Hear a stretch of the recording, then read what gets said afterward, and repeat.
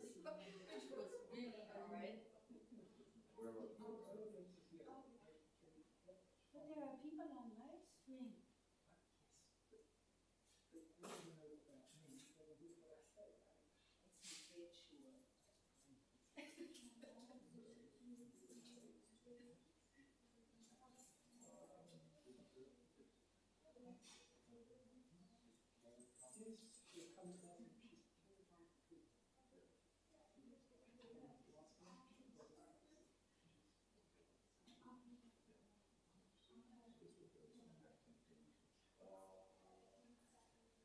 So when you are done, I go up and say thank you and just look at my watch and decide whether you want to feel a couple of questions.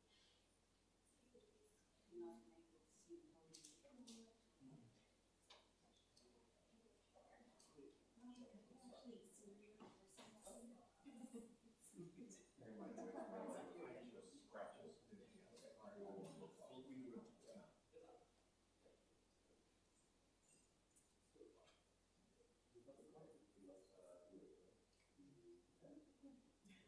Virtually participated in the funeral for Jeffrey Wainwright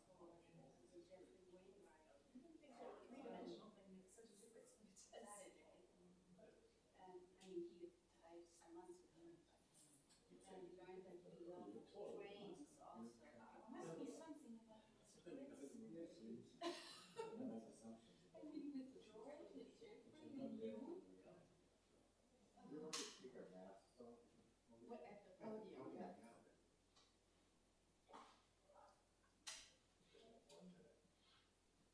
It's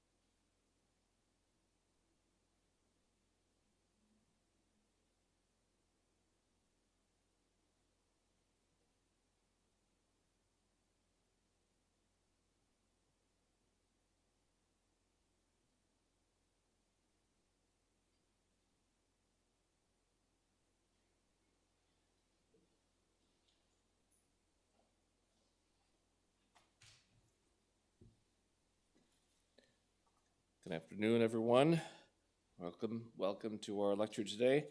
My name is Martin Jean. I'm director of the ISM. Welcome to all those gathered here at the Tangeman Common Room at Miller Hall, and welcome especially to those viewing us on the World Wide Web. Very welcome to you, those gathering together from probably all over the world for today's lecture. The Aidan Kavanagh lecture was begun in 1998 by my predecessor, Margot Fassler, in honor of Dr.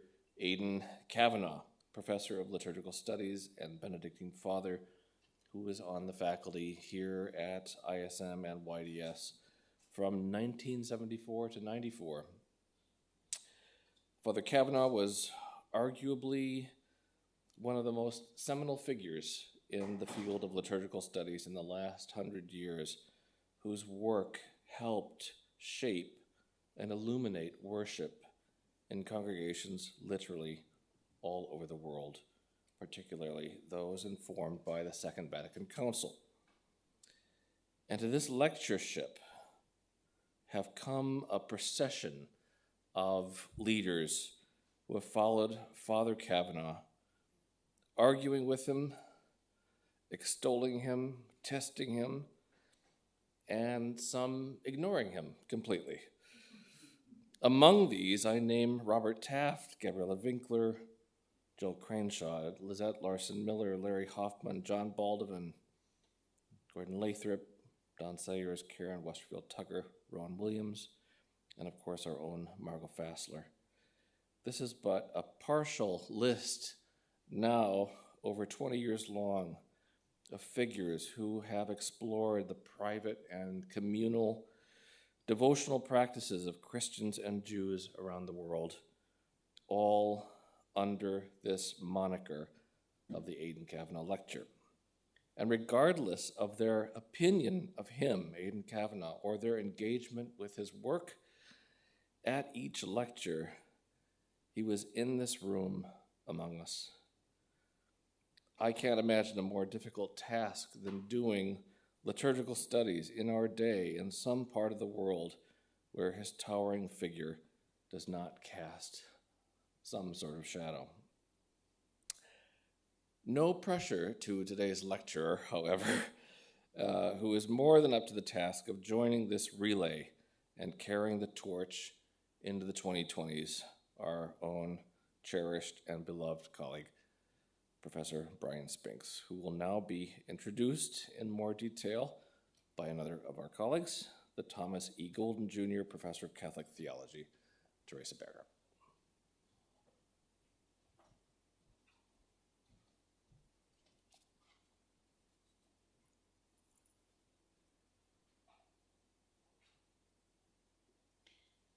It is my privilege as coordinator of the Liturgical Studies program here at the ISM and YDS to introduce this year's Kavanagh lecturer. But this year, more than a privilege, this introduction of our speaker is also a pleasure, and a profound pleasure, because I get to introduce my colleague and friend, Bryan Spinks. In many ways, Bryan needs no introduction here. He's been on faculty at Yale for almost a quarter century. So why introduce someone so well known? As scholars of liturgy, we love ritual practices, and introducing a distinguished presenter follows a distinct ritual pattern, which I will now demonstrate. First, the opening rite. Professor Bryan Spinks is the Bishop Percy Goddard Professor of Liturgical Studies and Pastoral Theology here at Yale. He holds a BA and a diploma in theology, as well as a doctorate from the University of Durham, neither Connecticut nor North Carolina, nor any other Durham, but the one in the UK. And he holds an MTH from the University of London. Now to the heart of the ritual. I basically move to the particular scholarly expertise of the speaker. Problem is, there is no way to sketch the scholarly expertise of Bryan Spinks without taking the hour given over to the Kavanagh lecture. So I will simply give you a glimpse of his scholarly breadth by highlighting his 3 single-authored books of recent years. There are many more on his CV. I begin with a book on the Eucharist from the early church to the present, published in 2013 under the title Do This in Remembrance of Me. Then 2017, a volume on the Book of Common Prayer, 1559 to 1906. And last year, a book on Scottish Presbyterian worship. And there are lots of scholarly interests of Bryan that don't even appear on the list, such as his dedication to and expertise in Eastern Christian liturgical practices. A witness to his scholarly expertise also comes in positions of leadership he has held in the field. He was president of the Society for Oriental Liturgy, a member of the Church of England Liturgical Commission, president of the Church Service Society of the Church of Scotland, and he continues to be a fellow of the Royal Historical Society. Last not least, he is an ordained priest of the Church of England and continues to preside at Sunday worship here in Connecticut. And now to the grand concluding ritual moment of this introduction. I get to announce the title of today's lecture, but actually it's printed on the screen, so I don't need to do that. I'll just end by saying, please join me in offering a warm welcome to Bryan Spinks.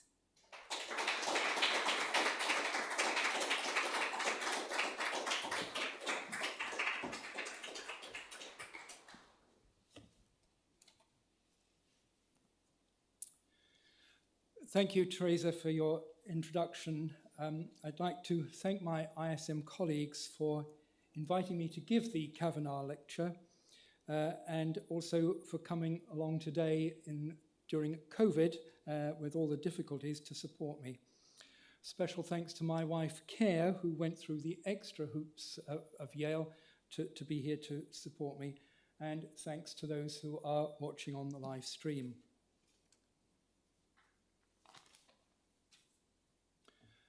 Aidan Kavanagh, after whom this lecture is named, is remembered for many things, but perhaps most of all, it is for introducing us to Mrs. Murphy.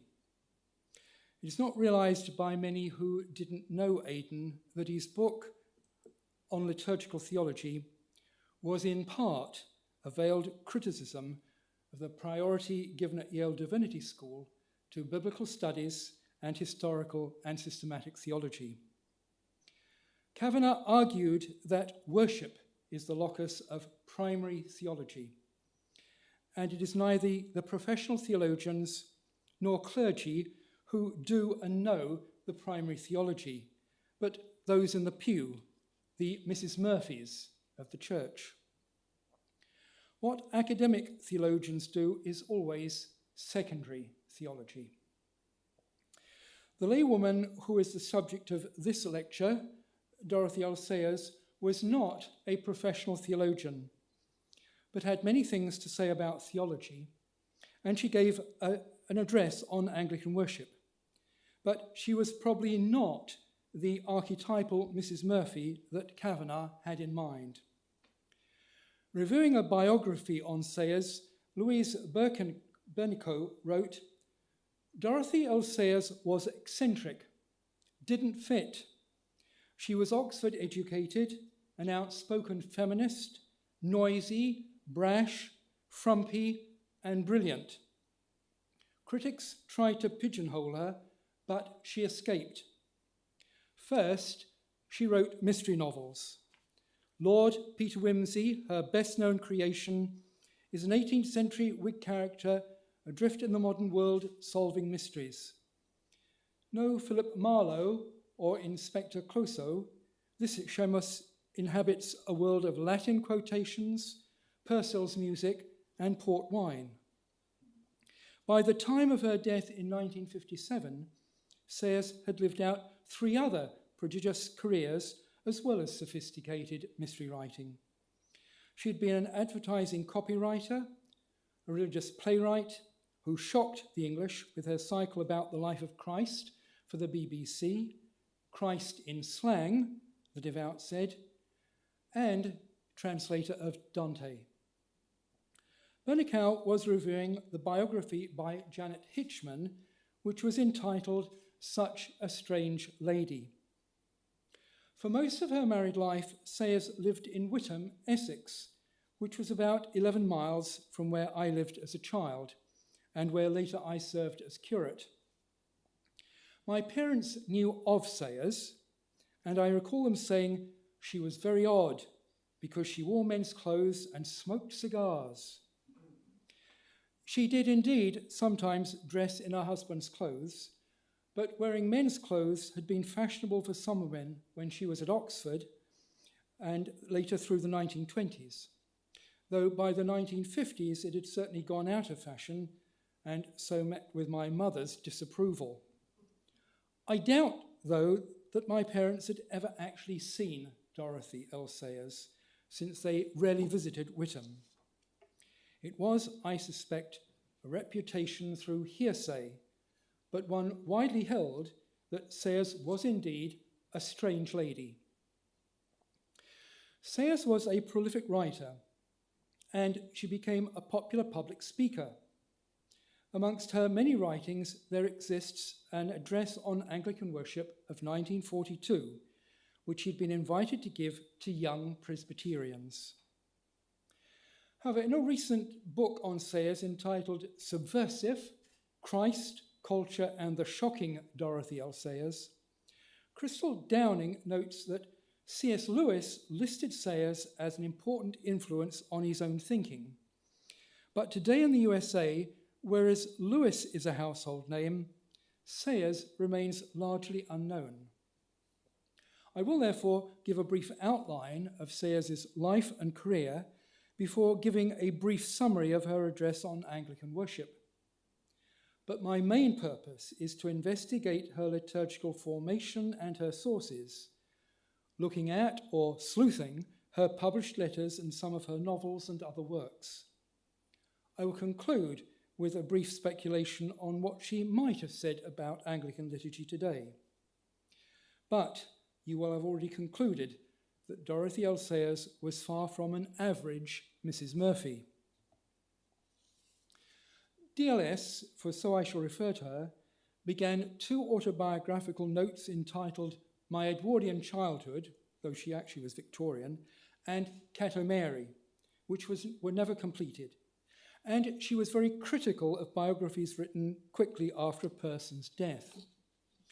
4 principal biographies have been authored by Janet Hitchman, James Brabazon, her longtime friend and fellow Dante scholar, Barbara Reynolds, and most recently by Colin Duriez, and these are used in this introduction.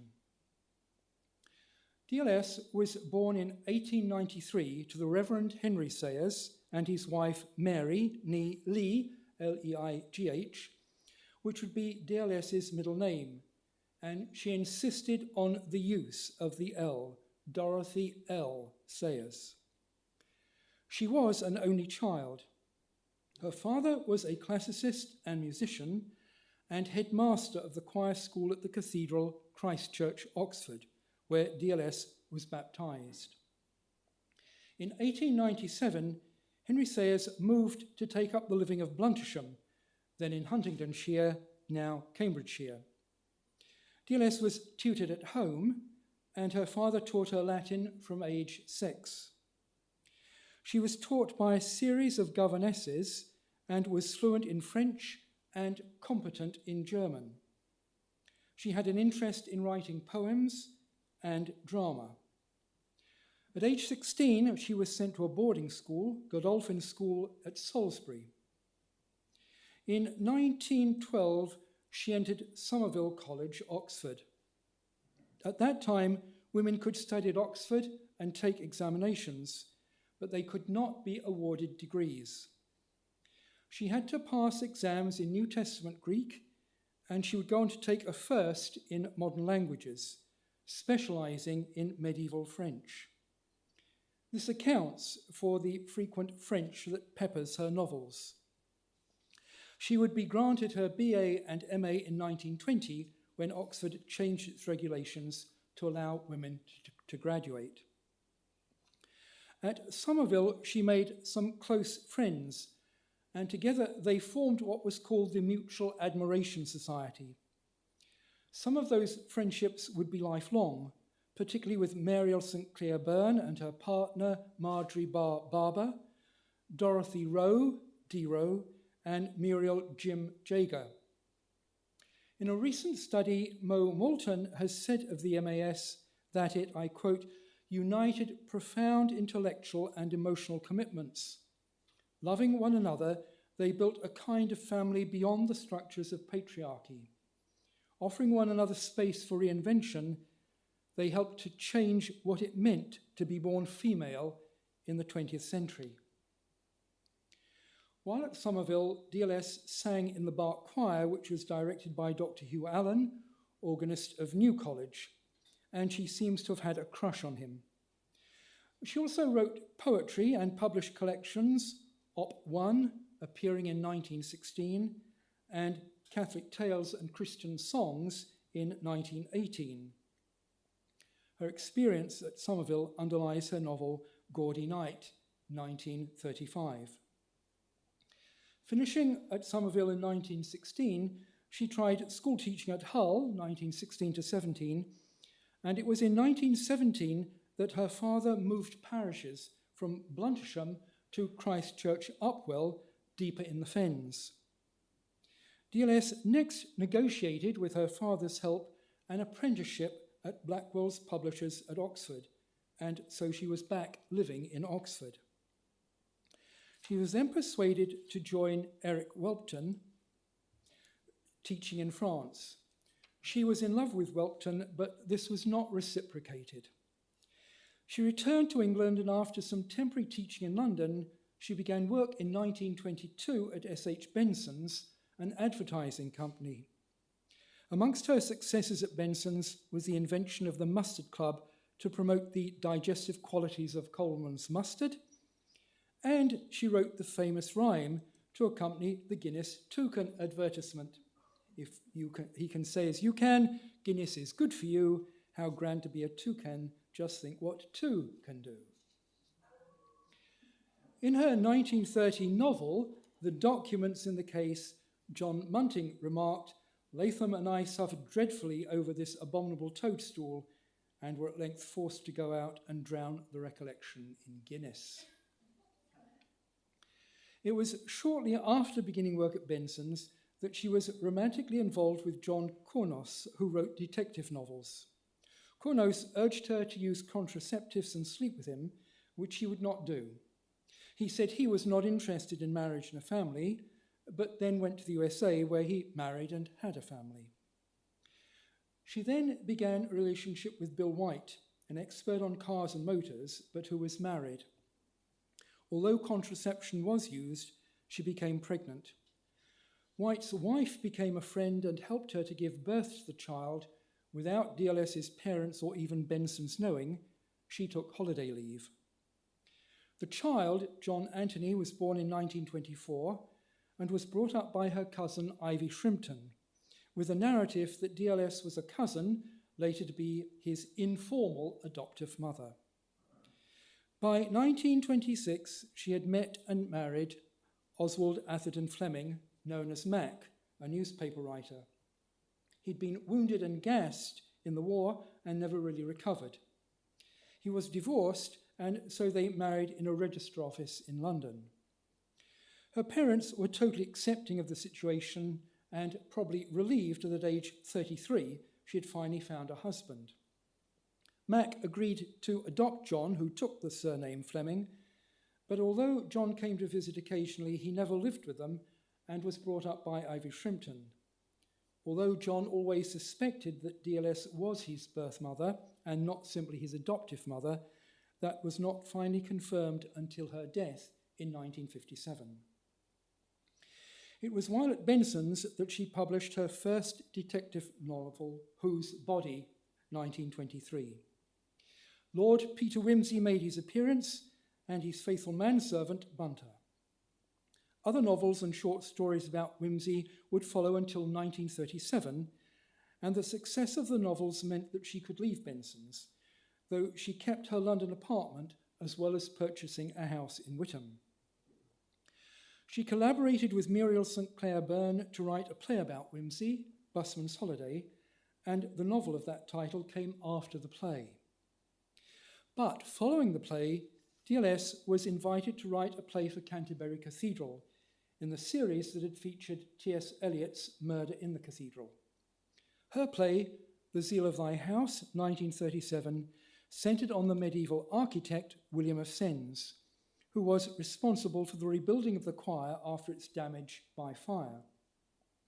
At that point, she ceased writing about Wimsey and turned to religious plays, The Man Born to be King probably being the most well-known, which was broadcast on radio between December 1941 and October 1942. At this time, she also wrote essays on theological topics and Christian issues, with her discussion of the Trinity in the Mind of the Maker, 1941, being the most notable. And then came another slight shift. While taking shelter during an air raid in the Second World War, she read Dante's Commedia and decided to do a better translation, and that work occupied her remaining years of life. She died of a heart attack in December 1957, and her notes on the final part of the Commedia were finished by Barbara Reynolds. DLS was a vociferous reader, doing serious research for her novels and subsequently for her religious plays and works. She was also a prolific correspondent and had close friendships with Charles Williams, T.S. Eliot, and C.S. Lewis. Following a hunch by my colleague Teresa Berger, it transpires that her circle also included the Irish medievalist novel writer, scholar, daughter of a Presbyterian manse, and sometimes Somerville student Helen Waddell. That, though, was a somewhat more tenuous and strained relationship, since DLS could be quite unreasonable and argumentative. Muriel St. Clair Byrne explained to a bemused Waddell that DLS was someone who, when annoyed, became, I quote, Britannia jabbing her trident indiscriminate-like. It was amidst an incredibly busy life that in 1941 she received an invitation to speak to the North London Presbyterian Fellowship of Youth on Anglican Worship, which she did in January 1942. What did DLS have to say to young Presbyterians? She believed that children should be treated as inquisitive adults and they would rise to the level of a talk. She didn't take prisoners. She noted that it was difficult to talk about worship in the Church of England because of the extraordinary variety of practice in different parishes. It could be very low church with priest in surplice, black scarf with perhaps a hood, to full vestments resembling a Roman Catholic Mass. Some view the Church as Protestant and others as a branch of the Catholic Church. And the Church of England is a superlative example of the strange English spirit of compromise. The central act of worship, she said, is the proclamation of the Word of God, and the Gospels are the Word of God, the incarnate Lord, who is completely human and completely divine. In worship, we are led from instruction about what God said to praise and thankfulness to God for being who he is. Worship is rooted in sacrifice. Humans want to give something to God. We give a person what we think he wants and what is suited to him, not what is suited to us. What do humans have that is worthy to offer to God? The answer is that we offer God the humanity of Jesus.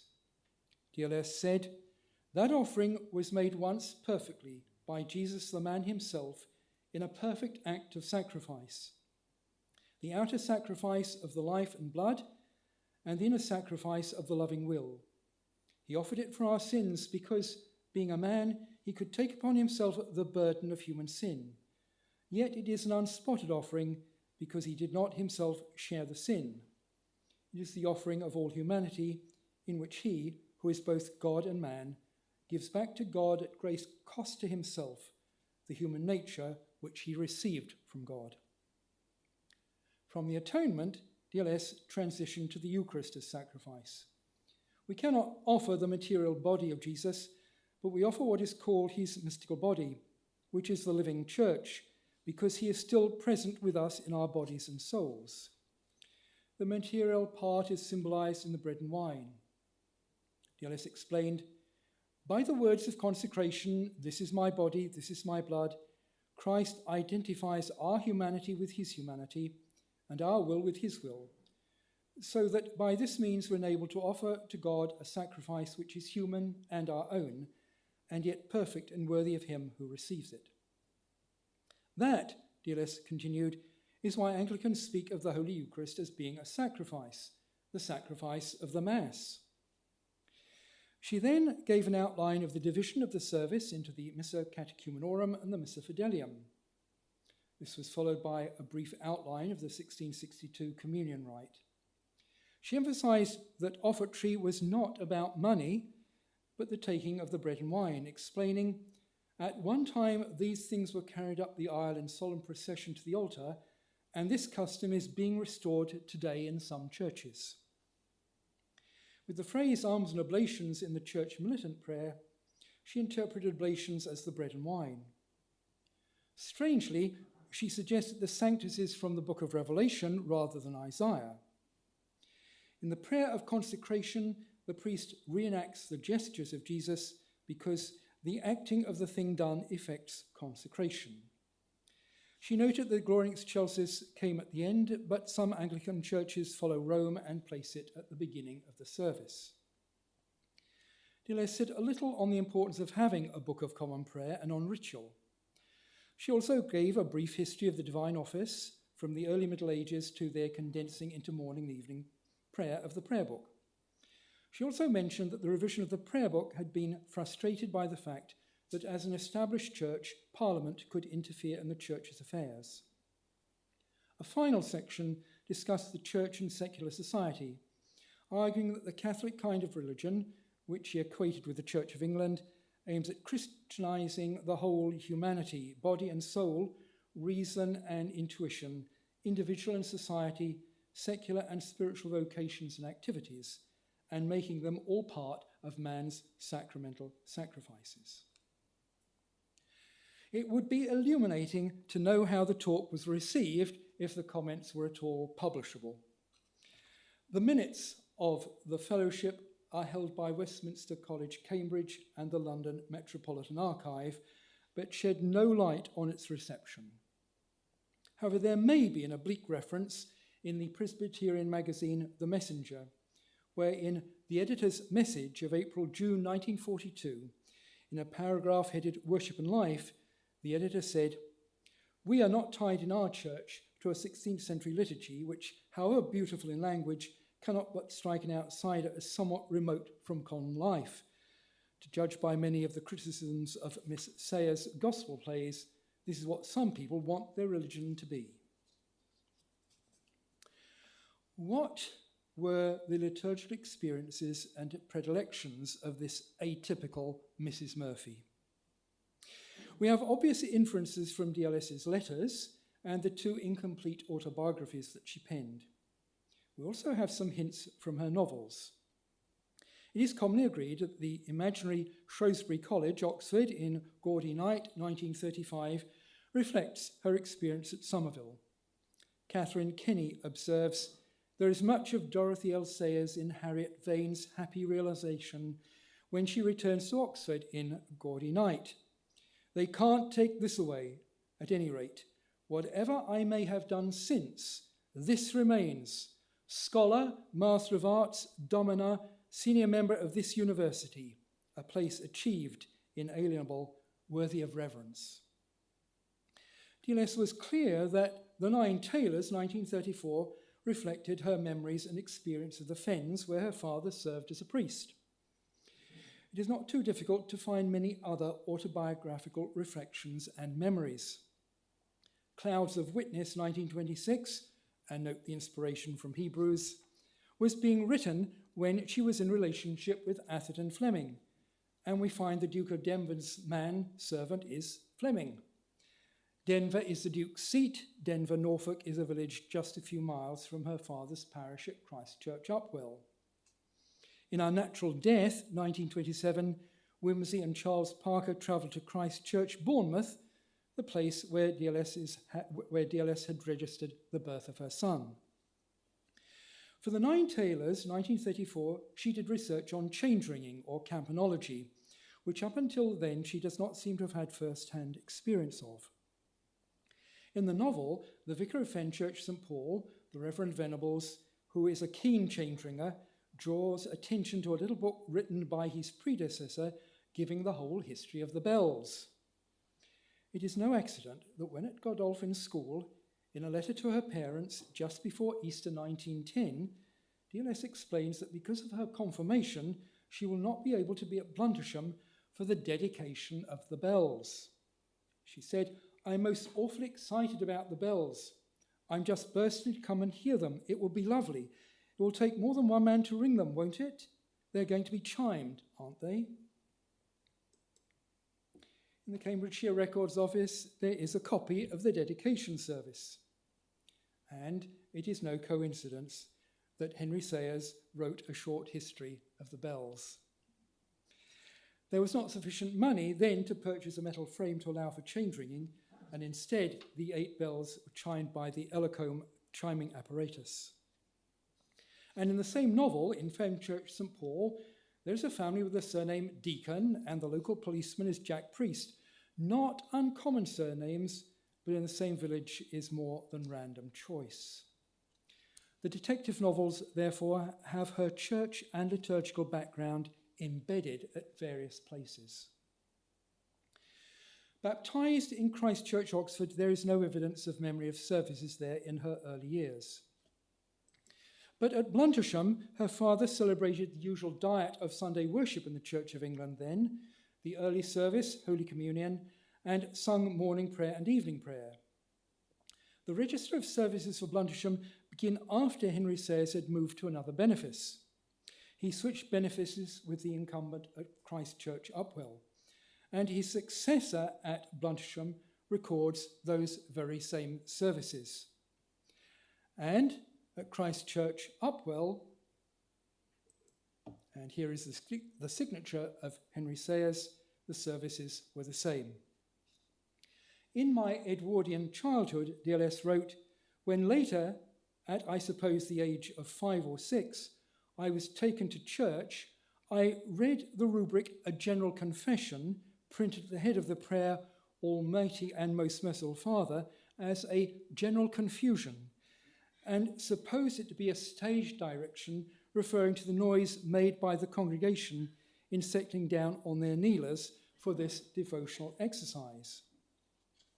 In Cato Mary, speaking of herself as she and her, under the name of Catherine Lammas, note the reference to the liturgical calendar, DLS wrote, she instructed her friends and relations on every subject about which she knew anything, repeating opinions that she had heard and read with a sublime faith in their infallibility. Having absorbed from Granny, who was an old-fashioned high church woman, decided opinions about the liturgy, she passed them on to her Aunt Millicent, who had no love for church-going. Here, DLS was exposed to the Nicene Creed at the early service, the Apostles' Creed at the other two, and on 13 feasts and saints' days at morning prayer, the so-called Athanasian Creed. This latter accounts for her interest in the doctrine of the Trinity. In the Nine Tailors, Wimsey arrived slightly late at church, where old Hezekiah Lavender greeted him and thrust a prayer book under his nose as he knelt down to pray, just as the Reverend Venables says, dearly beloved brethren, the opening exhortation at morning prayer, and then Wimsey became aware that the congregation had settled down to the general confession. In Cato Mary, when at Godolphin School, DLS wrote, Mr. Lammas, Henry Sayers, had refrained from giving any religious instruction to his daughter beyond what she might pick up from regular weekly attendance at morning and evening prayer. A real Miss Murphy with primary theology. At Godolphin, the girls sometimes attended Salisbury Cathedral, as well as St. Thomas and St. Edmund's Church. In a letter of 22nd of May 1910, she tells her parents of someone at the latter saying all the damnatory parts of the Athanasian Creed with quite appalling fervour. However, it was at Godolphin that she made her first more serious forays into the history of the prayer book. The girls were being taught the Reformation by Canon Ernest Edward Dugmore. As well as being a canon of Salisbury, he was also incumbent of St. Peter's, Parkston, and he had given evidence to the 1906 Royal Commission on Worship about the use of incense at his church. St. Peter's was listed in the Church Tourist Guide, which was a directory of those seeking out Anglo-Catholic churches. In a letter of 6th of December 1911, when she was 18, she told her parents, Canon Dugmore's been giving us lectures about the Reformation, and then, having only in his last lecture said a few vague things about the changes made in the liturgy, calmly gives us to write as an essay the origin of the English prayer book. Can you please send me your mother's, that is, Roman Missal, which, like most things, will be found in my quarters. Miss D is going to try and get us the prayer books of Edward VI. Given that she rarely did anything by halves, her essay may well have been an 18-year-old's bold attempt at comparative liturgy. At Oxford, she probably attended New College Chapel Evensong prior to the Bach choir sessions. She may also have attended Christ Church Cathedral with a similar schedule of services as her father's country church, though of course with much better music. But in a letter dated the 20th of October 1914, she explained that after guiding some visitors to the Roman Catholic Church, I left them at the gate and went off to St. Barnabas. This was a reference to St. Barnabas, Jericho, Oxford. Here we should note the description given by another young woman, Ursula Bethel, who visited St. Barnabas in 1890. We went together to the afternoon service at St. Barnabas. What would you have said to it? The altar with a gorgeous canopy over it and 7 red lamps always burning before it, and many candles and crucifixes. The clergyman decked out to a degree. He was robed and unrobed several times during the service by 2 little acolytes who always stood by him, and he looked like the pictures of Roman Catholic priests. While singing a hymn, they marched around the church, many men clothed in red holding banners and crucifixes, and then a boy with incense which filled the church. Whatever may have been her exposure to Anglo-Catholicism before, this seems to have been where DLS settled in life, if not always being able to attend such a church. After leaving Oxford, she went to teach in Hull, lodging at 80 Westbourne Avenue. Janet Hitchman wrote that DLS would have admired Hull's vast Holy Trinity Church and St. Mary's with the footpath running through the tower. But admiration is not the same as attendance. Hitchman was thinking of St. Mary's Lowgate. However, in a letter to her parents of 30th of June 1916, DLS says that she and a Miss Biggs were trying to find the highest church. It so happens that the nearest church to 80 Westbourne Avenue was St. Mary's Skulcoats.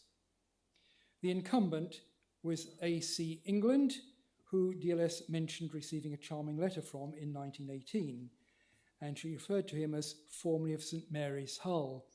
Indeed, but St. Mary's Skulcoats, not St. Mary's Lowgate. In a letter of 10th of October 1916, she wrote, "Service at St. Mary's has been very adventurous lately, as the American organ gave up the other evening after 10 years of brutal slavery, and began to cipher on a loud, low note in a most disconcerting manner during a solemn evensong of St. Francis." St. Mary's Skulcoats was an Anglo-Catholic church and still is. Its website advertises Mass and that it uses incense.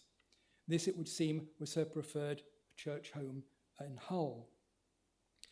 When back in Oxford in 1919, she wrote that she was going on retreat to the convent of the Holy Name Malvern, which was an Anglo-Catholic religious order.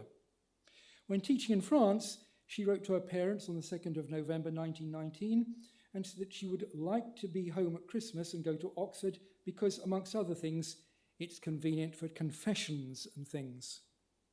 Later, the same month, she told her parents that she was going to hear midnight mass at Notre Dame, Paris, and then to St. George's to get my affairs settled. St. George's is the Anglican church in Paris, and it had transitioned to the Anglo-Catholic tradition with the appointment of the Reverend George Washington in 1887, who introduced vestments and incense. That tradition, which continues today, was maintained by Washington's successor, Father Frederick Anstruther Cardew, and he was the chaplain when DLS visited that Christmas. She may be referring to making her confession, or perhaps to being able to receive communion rather than simply hearing a Roman Catholic Mass. When living in London, she eventually settled in lodgings at 24 Great James Street, and she would retain those lodgings for the remainder of her life. According to Barbara Reynolds, when in London, she attended the famous Anglo-Catholic church, All Saints Margaret Street, though Reynolds gave no footnote or reference. In fact, there is little evidence that between 1924 and 1938, DLS ever regularly attended church service. If she did, it was never as a regular member of the congregation. DLS was certainly acquainted with Dom Bernard Clements, who was vicar of All Saints Margaret Street from 1934 until his death in 1942, and was also a confrere of Dom Gregory Dix. In 1938, Dom Bernard invited her to help organise the Guild of Catholic Writers. The Wade collection at Wheaton College has a letter dated October 22, 1938, in which says it does write Dom Bernard and says, "I am so sorry I was unable to get to the Mass and breakfast this morning."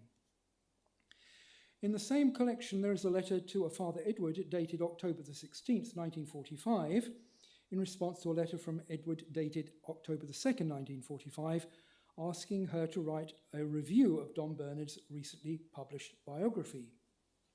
DLS wrote, "I really didn't know Dom Bernard at all well. I used to go to Mass at All Saints when I was in town, and I attended a meeting or two at the vicarage, and he was always very kind to me and gave me several delightful lunches. But I wasn't in a position to judge or appreciate his work, and I certainly don't know anything at all about Benedictinism. I explained all this at length when I was approached to do the biography." So, here we have evidence that she was attending All Saints Margaret Street, a leading Anglo-Catholic London church, by 1938. Whether she attended in earlier years is not known. In fact, there is no folk memory of her attending All Saints Margaret Street. Father Michael Bowie recalls the late Father John Gaskill saying that DLS had attended Grosvenor Chapel, another London Anglo-Catholic church. It was the church attended by the novelist Rose Macaulay, and in Macaulay's The Towers of Trebizond, the character of Aunt Dot seems to have been based on DLS, with Father Hugh Chantry Pig being based on Fathers Patrick Mclaughlin and Gilbert Shaw. It may be that Gaskill knew a folk memory of her attending, or it may be that this is a case of guilt by association with Macaulay, but unlike All Saints Margaret Street, there is no admissible evidence. In 1928, she and Mac had bought a house in Witham, Essex.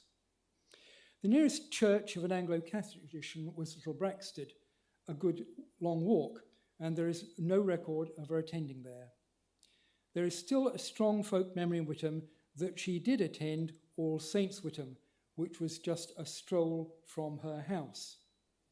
This was the daughter church of the parish church of St. Nicholas, and there is no collective memory of her ever attending St. Nicholas.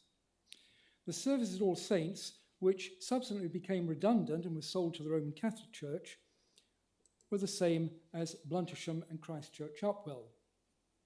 The Witham memory is that she attended the early communion and left immediately after receiving communion and never became involved with the congregation. In a letter of 1937 to her son, after having lived in Witham for 10 years, she said, "I'm afraid we know practically nobody in Witham." DLS had an Anglo-Catholic preference, but at least in Witham attended a church which had the same type of services she'd experienced in her father's parishes. The Anglo-Catholic preference shines through also in the novels. In the documents in the case, the Reverend Theodore Perry is described as such a nice man, only rather high church, but not a bigot. He says confession is a good thing, and later is spotted as he crossed the road to benediction, as he calls it. In Our Natural Death, the private investigator, Miss Climson, took lodgings in the neighbourhood of the church, so convenient for early services and saints' days. She is regarded by the locals as a nice lady, even if she is a roaming Catholic, or next to one. Wimsey thought this an appropriate name for the more ultramontane section of the High Church party. Miss Climson had found such an Anglo-Catholic church. On Thursday, June the 23rd, the eve of St. John, Vespers was over in the Lady Chapel at St. Onesimus. A faint reek of incense still hung cloudily over the dim beams of the roof. Later, Miss Climson dropped her office book and out dropped cards and markers, including one with the Ave Maria. An interest in medieval Catholic liturgy is evidenced in the zeal of thy house. In a letter of 14th of November 1936, she said she was hunting for information about the rule and order of St. Benedict. The play is replete with versicles and responses suggested by the daily office. The Veni Creator is sung. There is a variation of the Confiteor from the preparation before Mass, and some of the Litany of the Blessed Virgin Mary. The dramatis personae included a young cherub who is thurifer to Raphael, and one of the stage directions is reminiscent of the instructions for clergy and servers at sung Mass in Knott's Ritual Notes. The Anglo-Catholic predilection still comes through in a letter of 1955 to the Dean of Washington Cathedral, D.C., agreeing that the popular 3-hour Good Friday devotion was unsatisfactory, and adding that it was a genuine invention, quite true. She felt it strange that it should have entrenched itself so deeply in Anglican use, also true. She continued, for the particular school of thought to which I belong, the proper Holy Week observances include on Good Friday itself the reproaches, Mass of the Pre-Sanctified, and creeping to the cross, and ultimately in the Easter Vigil with the blessing of the fire and water, etc., and the first Mass of Easter at midnight. She must have been staying in London for those services, since they were certainly not in use at All Saints Witham. DLS normally did serious research for her detective novels and religious works. For The Man Born to be King, complete at the same time as writing the address on worship, amongst a number of sources listed were Temple's readings in St. John's Gospel, Edward Hoskins' The Fourth Gospel, Frank Morrison's Who Moved the Stone. It transpired that this was written by A.M. Ross, a former colleague at Benson's, and R.A. Edwards's The Upper Room. The latter, an otherwise undistinguished work, informed her that the bread of the Last Supper was a thin, flat biscuit, which is reiterated in the play. Were there immediate sources for the address on Christian worship? Dillis rarely gave footnotes, and in the published version of her text, the only identified reference is to the Congregationalist theologian John Wales' book, Christian Doctrine. Shortly after the publication of the 1942 manuscript in the journal 7 in 1995, Colin Buchanan was asked to write a response. He questioned whether she had been influenced by Gregory Dix, I quote, because his ideas were around through his own teaching and contacts, or was Sayers in his immediate circle. There is no evidence in the published letters that she knew Dix, and his most popular book, The Shape of the Liturgy, was not published until 1945. Although she corresponded with Father Kelly and Brother George Avery of the Society of the Sacred Mission, Kelham, there is no correspondence with or mention of the SSM liturgy exponent Gabriel Hebert or his 1936 book, Liturgy and Society. Given her vociferous appetite for reading, she may well have had in her personal library Hebert, as well as Evelyn Underhill's Worship, 1936, or Proctor and Freer and Percy Dearmer on the Book of Common Prayer. But there is no full inventory of her library, and in any case, as many of us know all too well, to have a book on the shelf does not equate to having read it. Her correspondence does, though, reveal that she had read a short study on worship published in 1940. In 1941, Archbishop Temple had invited her to speak at the Malvern Conference, and she travelled with Father Patrick Mclaughlin. He was an Anglo-Catholic who was secretary of the Church Social Action Group, to which the Guild of Catholic Writers was affiliated. DOS agreed to assist with the setting up of the Guild, and is likely she had become first acquainted with Mclaughlin in 1938 at All Saints Margaret Street. In 1942, when St Anne's Soho had been bombed, leaving only the tower, Mclaughlin, with Father Gilbert Shaw, set up St Anne's House with the intent to have lectures on the relationship between the Christian faith and contemporary European culture, and DLS took part in this venture. In later years, DLS served as church warden at St. Thomas's Regent Street, where the former St. Anne's congregation worshipped. In a letter to Mclaughlin in 1940, DLS said, "May I take this opportunity of saying how very highly I think of the Signposts series. They all seem to me excellent, with the possible exception of Bentley's Resurrection of the Bible, which seems to be unnecessarily fundamentalist." The key piece of evidence here is they all seem to me excellent. The Signposts was a series of Anglo-Catholic short introductions, and DLS thought them all excellent. That would have included number 8 by Patrick Mclaughlin, The Necessity of Worship. Mclaughlin emphasized that worship was sacrificial. He dealt with the Missa Catechumenorum and Missa Fidelium, emphasized the taking, which is found in her address, and the importance of the words of institution. His last chapter is entitled Liturgy and Society, arguing that liturgy provides the means for the solution of economic problems and embraces the whole of human life, themes echoed by DLS in the last section of her talk. I am not suggesting that she simply followed Mclaughlin. That was not DLS. But we know from her letter that she had read it. It was published in 1940, and it gave her a ground plan and a bibliography to combine with her own knowledge and experience to write the talk. In his preface, Mclaughlin acknowledged his indebtedness to the work edited by Lothar Clark, Liturgy and Worship, 1932, to lectures given by Edward Radcliffe, then chaplain at Queen's College, Oxford, and to lectures by Mclaughlin's friend, Gregory Dix. It may well be that DLS read Liturgy and Worship with a detailed essay on the Divine Office by Radcliffe. Mclaughlin mediated some of the views of Gregory Dix. Another work cited by Mclaughlin was The Liturgy, being papers read at the Priest Convention at Tewkesbury, May 1938.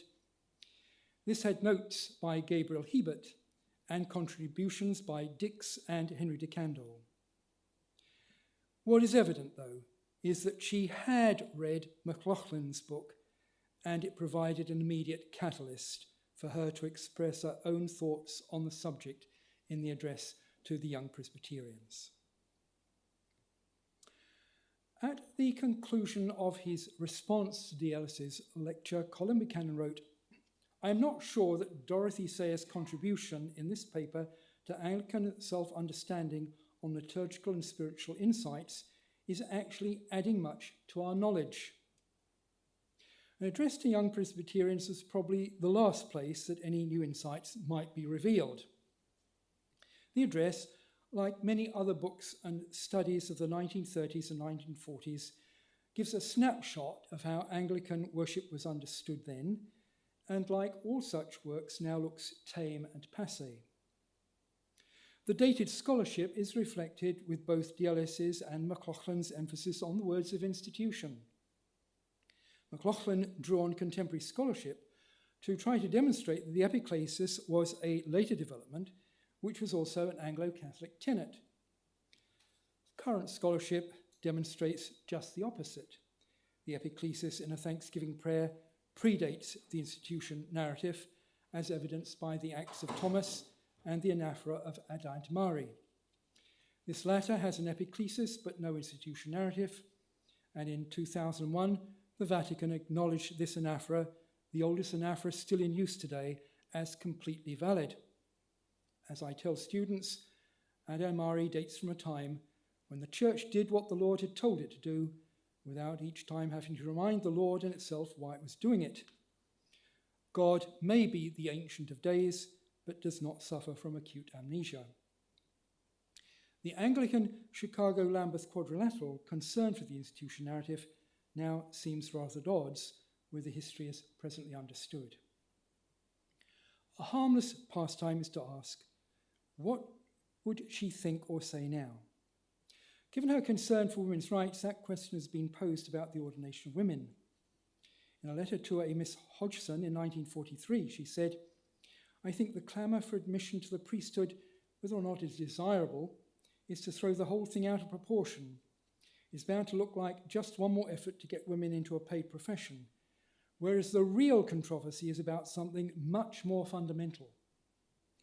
What was more fundamental was the consideration of the full humanity of women, as evidenced by her essay, Are Women Human, 1938.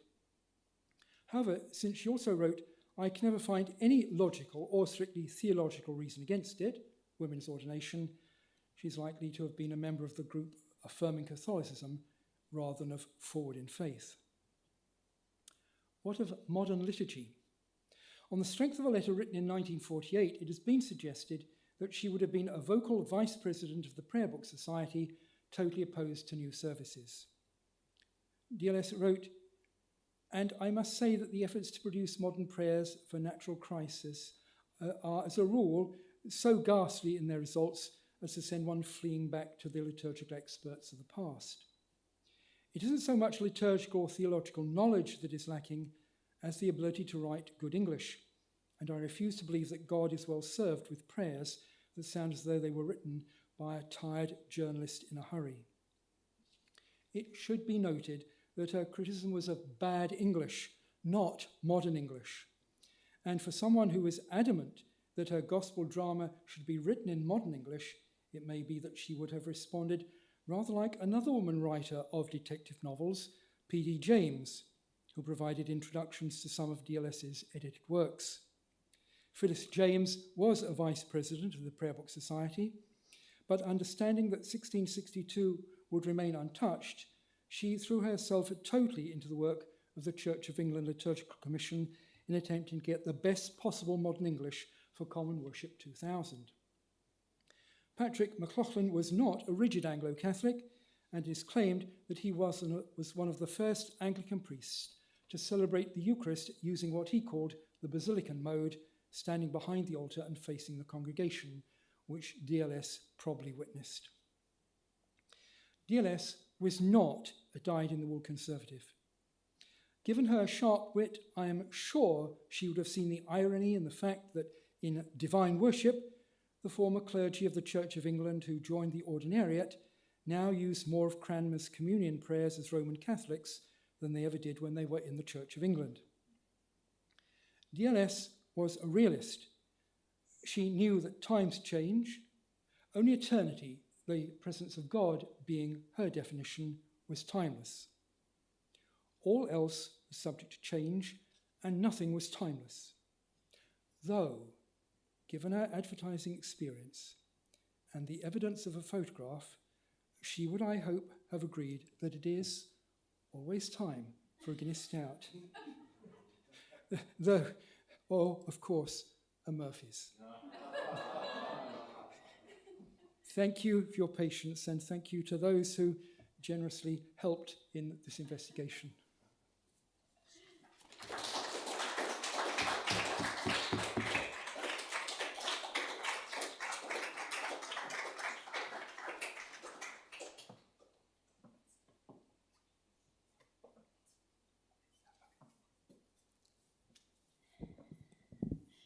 Thank you, Bryan, for a fascinating Kavanagh lecture. Listening to